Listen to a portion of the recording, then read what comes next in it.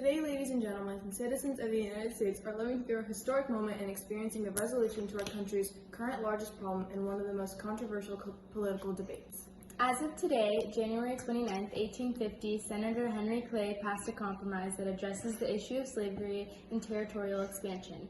If you don't already know, there is a big divide in our nation because people who support the institution of slavery are disagreeing with those that want freedom for all the slaves. Just years earlier, after the Mexican-American War, the territory of California and New Mexico entered the Union as free states, which threatened the institution of slavery and, by association, the Southerners' way of life, as their most profound argument pertaining to the necessity of slavery is the economic benefit, stating it is a part of Southern life. As a result of these new territories coming into the Union, the South began threatening to secede because there was no longer a perfect balance of slave versus free states in the Senate, and they felt as though they were outnumbered. We have one of our best reporters stationed in South Carolina in an attempt to see how this proposition is directly affecting the South. John C. Calhoun has been the biggest opposition to this institution, and our reporter was able to catch a few of his words from the speech.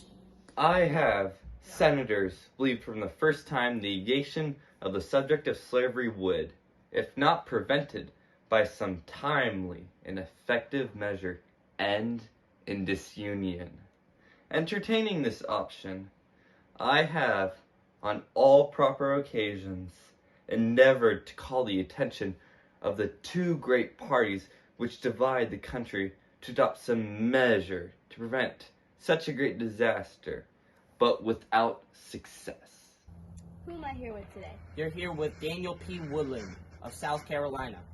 How do you feel about the brand new compromise of 1850? To be honest, I and many other Southerners have mixed feelings about the institution. It put an end to that garbage compromise of Mississippi. Missouri? Yeah, that one. Whatever it's called, allows us Southerners to keep our fundamental right to own slaves. But I ain't too thrilled about that California state being free. You know why? Why? It's goddamn Northerners trying to ruin our economy. Well, alright. What about the idea of popular sovereignty? You really went there, huh? Well, to be quite frank with you, that whole thing of popular sovereignty is alright with me. You know why?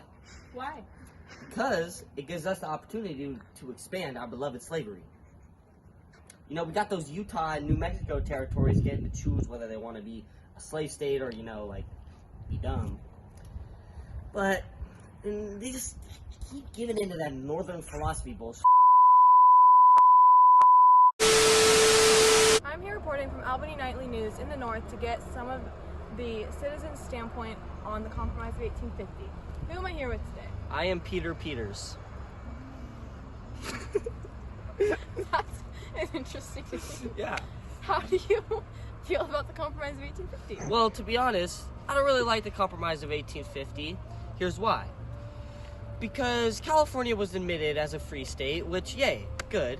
But, however, Utah and the New Mexico territories are given the right to popular sovereignty, which still gives them the opportunity to choose whether they want to own slaves or not. And that isn't very good because we want to stop slavery from expanding westward. Do you have any feelings on the admission of California as a free state violating the Missouri Compromise? Yeah, that's a bummer because California is below the line. And the Missouri Compromise was a great thing. It was one step forward, but now I feel like we're going backwards. Okay. And how do you feel about the Fugitive Slave Acts that were enacted with the Compromise of 1850? I don't really like them.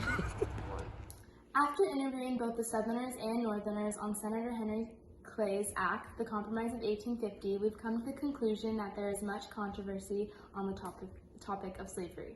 In the Southerners' opinion, slavery is a fundamental right, and if the Union were to take this right away, it would go against the Constitution.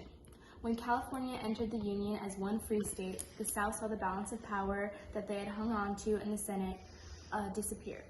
In opposition to the Southerners' opinion, the Northerners believed that slavery should not extend in the future states to enter the Union, and believed that California entering the Union as a free state was a great start on the abolishment of slavery. As a result of the Compromise of 1850, a Fugitive Slave Act was introduced, arresting any African Americans deemed as runaway slaves, which the Northerners found very upsetting. In fact, abolitionists in the North organized resistant groups and built safe houses to help runaway slaves. And just adding more on the Fugitive Slave Act that was introduced because of this compromise, it kind of put the North in a position where they had to conform to Southern way of life, as the act says that if any enslaved runaways get up to the North is required to push them back down and return them to their owners, which obviously influences Northern life by the Southern way of thinking. And I think that there's obviously just, this compromise was supposed to be a resolution of this big political debate, but it's obviously just adding fuel to the fire, and both sides of the argument are not open to compromising with anything, and they just see it as black and white, which will obviously not resolve the issue and will only lead to further tensions and, as some have been saying, possibly war in the future because of how strongly these two sides feel about this situation.